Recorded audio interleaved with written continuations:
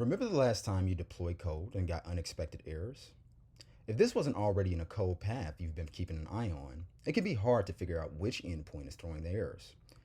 Let's say you know you're getting errors in your system because a monitoring tool like CloudWatch is telling you that you have errors somewhere.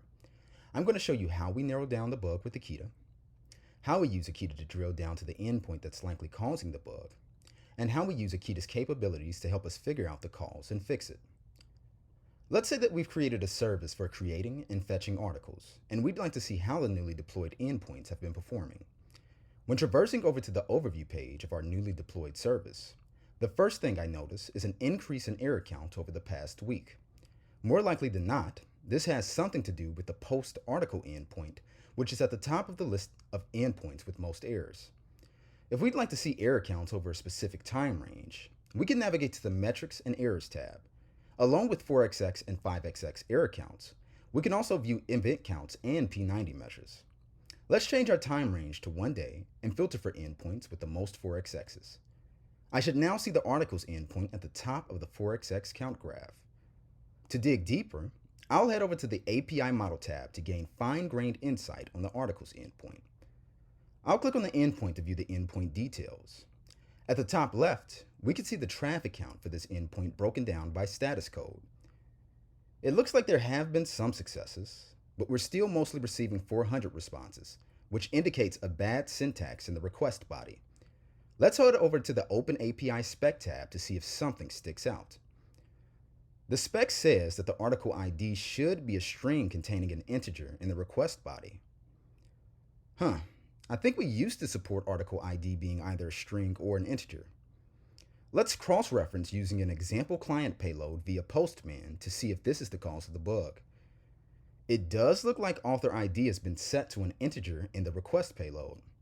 Let's see what happens if we change the value to a string. It looks like that worked.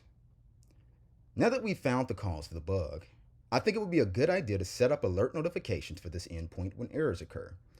To do that, we can simply navigate to the Alerts tab to adjust our monitor thresholds. Akita automatically generates endpoint monitors based on your collected traffic.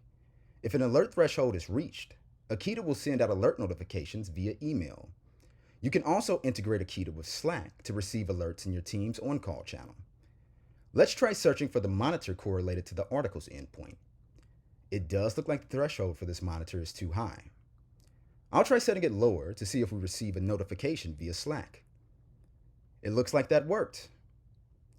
As you can see, we quickly found the root cause of the bug with a few clicks in Akita's dashboard. First, we got quick insights from the overview and metrics and errors pages. Next, we went to the API models page to learn more fine-grained details about the endpoint, which is how we quickly found the bug.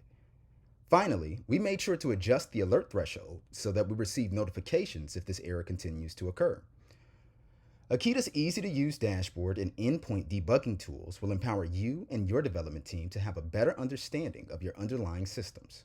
To learn more about debugging your APIs using Akita, check out the docs at docs.akita.software.